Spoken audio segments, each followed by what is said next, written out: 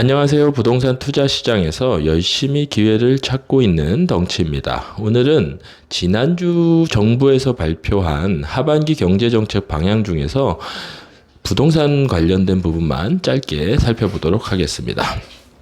자, 화면을 보시면 가장 중요한 것은 역전세를 맞은 임대인에게 대출 규제를 완화해서 전세보증금 반환을 해줄 수 있게 한다라는 내용이 가장 큰 내용이었죠. 이렇게 되면 어떻게 부동산 시장에 영향을 끼치게 될까요? 결론부터 말씀드리면 제 생각에는 이렇게 되면 시장에 급매가 나올 수 있는 가능성은 더 적어졌다. 왜냐하면 집주인들이 전세금 반환을 위해서 집을 매도할 필요가 없어졌기 때문입니다. 간단하게 말씀을 드리면, 따라서 하반기에 부동산 시장에 급매로 나오는 물량은 적어질 수밖에 없고, 그렇게 된다면 가격 하방의 그 힘은 더 줄어들 수밖에 없는 것이죠. 따라서 이 부분을 그 임차인의 보증금에 초점을 맞추긴 했습니다만, 이렇게 해줌으로써 부동산 시장에서 급매는 더욱더 나타나기 힘들어지는 것이고, 그렇게 되면 가격이 더 크게 하락할 가능성은 낮아졌다고 할 수 있는 것이죠. 그리고 또한 여기서 또 하나 더 살펴볼 것이 있습니다.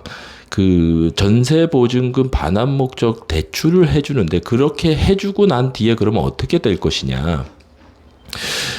아직 세부적으로 지침이 나오지는 않았어요. 근데 여기서 생각을 해볼 것은, 후속 세입자를 구했든 구하지 않았든 후속 세입자를 구했으면 그 보증금의 차액만큼 대출을 해주는 것이고, 후속 세입자를 구하지 못한 경우에는 대출 한도 내에서 전세보증금 대출을 해준다라고 했습니다. 그런데 후속 세입자를 구하지 못한 경우에 그 대출을 해준 경우에는 금융권에서 근저당을 잡을 때 선순위 대출이 되는 것이죠. 그런데 후속 세입자를 구한 경우에는 그렇다면 그 차액만큼의 대출이 선순위로 갈 것이냐 후순위로 갈 것이냐는 아직 나와 있지는 않아요. 그게 후속 세입자 입장에서는 굉장히 중요한 문제거든요.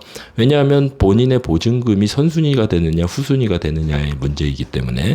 하지만 이 부분은 어떻게 차후에 구체적인 안이 나오게 된다면 살펴봐야 되고, 또 이 부분을 어떻게 해결할 수 있을지는 아마도 고민이 많이 될 것으로 생각합니다. 하지만 그 어떤 경우가 된다 하더라도 후속 세입자를 구했던 구하지 않았던 대출이 나가게 되면 근저당이 잡히게 되고, 그렇게 되면 그 집은 더 이상 전세로 나오기는 쉽지 않은 물건이 되는 것이죠. 왜냐하면 근저당이 있는 집, 그것이 선순위가 됐건 후순위가 되었건, 후속 세입자를 구하지 못한 경우에는 당연히 선순위 대출이 잡혀 있는 상황에서 그 대출금을 모두 갚지 않는 이상 그 집에 전세로 들어오는 세입자는 많지 않을 것입니다. 그렇게 되면 어떻게 될까요? 이러한 물건들, 이러한 집들은 향후에 월세만 놓을 수 있는 가능성이 높아지는 것이죠. 그렇게 된다면 부동산 시장에서 전세 물량은 더욱더 줄어들 수밖에 없게 될 것입니다. 이 점을 저는 주목을 하고 있는 거예요. 그래서 지난주에 발표된 하반기 경제정책 방향에서 부동산 부분을 보면 크게 역전세를 맞은 임대인에게 전세 보증금 한도 내에서 대출 규제를 완화해 주겠다라는 부분이 있는데, 이 부분은 지금까지 말씀드린 것과 같이 시장에 급매가 나올 확률을 떨어뜨리고 그다음에 전세 물량을 줄어들게 하는 영향을 끼치게 될 것이다라는 생각을 하고 있는 것이고, 또한 지금 화면에서 보는 것 같이 종부세도 더욱더 완화를 시켜줬죠.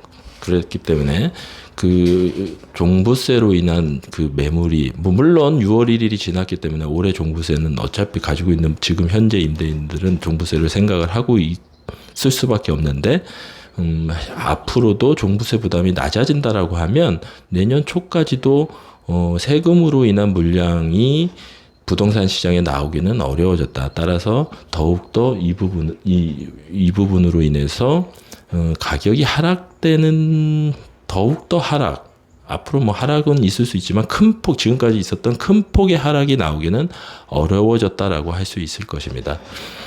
오늘은 그 하반기 경제정책 방향에서 정부가 발표한 하반기 경제정책 방향에서 부동산 부분을 살펴봤습니다.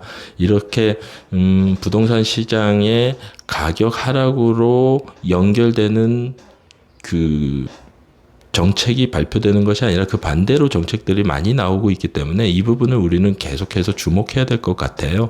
그러면 앞으로 부동산 시장의 방향성은 점점점 지금과 같이 회복되는 모습이 보일 수밖에 없지 않겠는가라고 생각을 하고 있습니다. 다음 시간에는 더욱더 좋은 정보를 가지고 찾아뵙도록 하겠습니다. 감사합니다.